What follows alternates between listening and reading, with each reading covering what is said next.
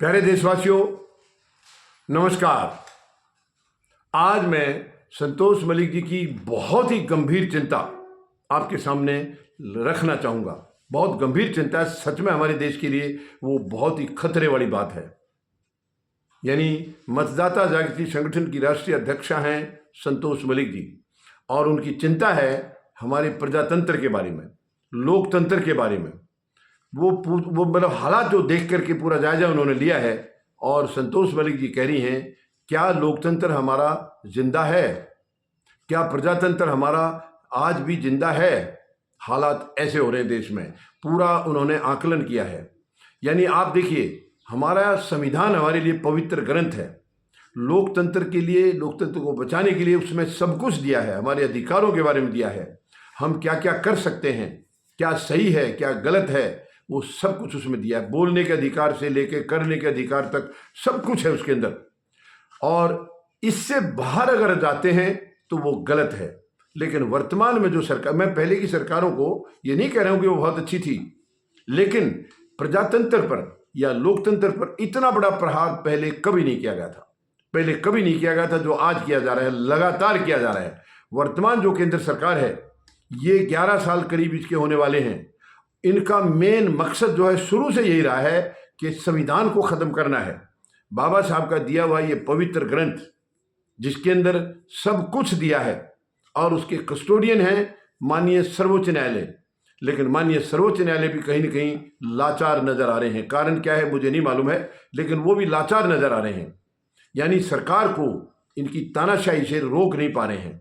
तानाशाही की उस संविधान में, उस पवित्र ग्रंथ में कोई गुंजाइश नहीं है, कोई जगह नहीं है, कोई जगह नहीं है।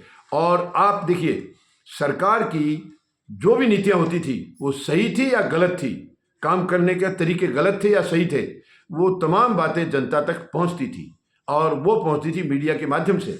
लेकिन आज अफसोस है, दुख है कि हमारा जो मेन स्ट्रीम मीडिया है वो कहीं एग्जिस्ट कर नहीं रहा है, कहीं नजर आ नहीं रहा है।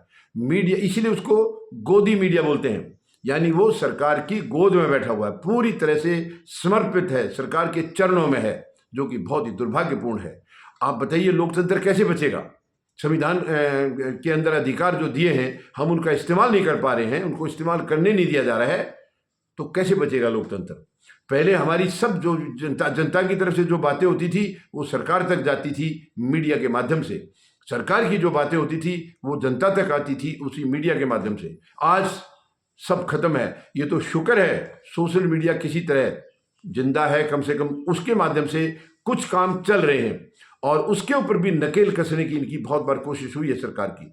सरकार चाहती है कि जनता को पूरी तरह से कंडम कर दिया जाए, पूरी तरह से निहत्थे कर दिया जाए, उनके पास कोई अधिकार छोड़ा ही नहीं जाए, विरोध करने का, किसी की आवाज उठाने का, ये बिल्कुल खत्म कर दिया, करीब करीब खत्म कर दिया इन्होंने।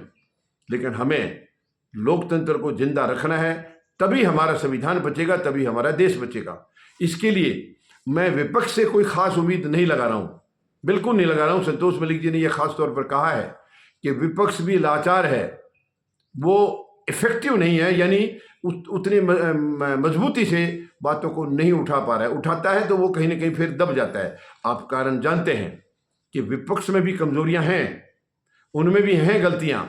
यानी वो लोग भी जब सत्ता में रहे हैं, कहीं ना कहीं भ्रष्टाचार में ये भी लिप्त रहे हैं, और उनका जो लेखा जोखा है वो सारा सरकार के पास है, और उस लेखा जोखा वो जो है वही उसकी कमजोरनेस है।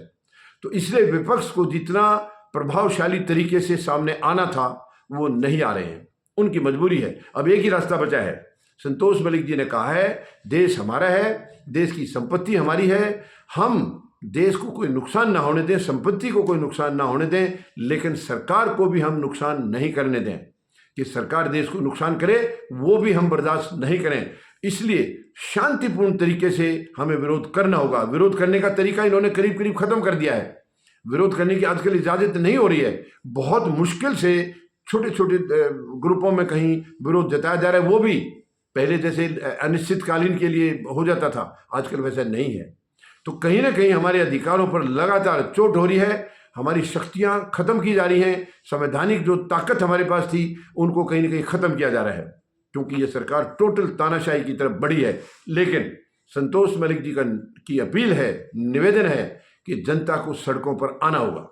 हमें कोई उम्मीद ना सरकार से है ना विपक्ष से है, और माननीय न्यायालय भी कहीं ना कहीं लाचार नजर आ रहे हैं। माननीय न्यायालय के लिए हम बहुत सम्मान करते हैं, बहुत इज्जत है हमारे दिल में, लेकिन जो चीज़ सामने दिख रही है कि कहीं ना कहीं माननीय न्यायालय सरकार को रोकने में विफल हो रहा है। इनके तानाशाही फैसले चल रहे हैं खूब, और माननीय न्यायालय भी उनको रोकने में कहीं ना कहीं कामयाब नहीं हो रहा है। तो इसलिए संतोष मलिक जी की जनता से निवेदन है, सभी देशवासियों से निवेदन है, हम सड़कों पर आएं और इस तानाशाह सरकार को आवाज दें कि तुरंत तुम्हें तानाशाही बंद करनी होगी, वरना हम तुम्हें बदल देंगे। शक्ति हमें दिखानी होगी शांतिपूर्ण तरीके से, बिना किसी गलत भाषा के, बिना किसी गलत आचरण के हमें ये विरोध करना होगा। ये हमारा संवैधानिक अधिकार है, ये हम तो जानते ही हैं, क्योंकि संविधान में लिखा है। सरकार नहीं जानती है या उसको जानना नहीं चाहती है, वो उनकी मर्जी है, लेकिन हमें मालूम है ये देश हमारा है, ये सरकार का नहीं है, देश उन मुट्ठी भर लोगों का नहीं है। वो हमारे नौकर हैं, वो वहाँ व्यवस्था के लिए बिठाए गए हैं, एक व्यवस्था देने के लिए एक जो प्रावधान, जो एक प्रोविजन जो दिया है उसके मुताबिक उनको बिठाया है, लेकिन वहाँ बैठ करके वो देश के मालिक बन के बैठ गए हैं। तो इसे हमें रोकना होगा, किसी भी हालत में रोकना होगा। इसलिए पूरी जनता से, देशवासियों से संतोष मलिक जी की अपील है, निवेदन है, हम सड़कों पर आएं और गलत तरीकों को बिल्कुल बर्दाश्त ना करें, हम भी गलत तरीका को इस्तेमाल ना करें, और सरकार को हर हालत में संविधान की याद दिला के इनको तानाशाही से रोकना होगा, बेदखल करना होगा। यही हमारे पास एक रास्ता है, इसी से लोकतंत्र बचेगा, इसी से देश का भविष्य बचेगा, और इसी से देश हमारा सुरक्षित होगा, इसी से देश हमारा विश्व शक्ति बन सकता है। इसके अलावा कोई रास्ता नहीं है। धन्यवाद। जय जवान, जय किसान, जय हिंद।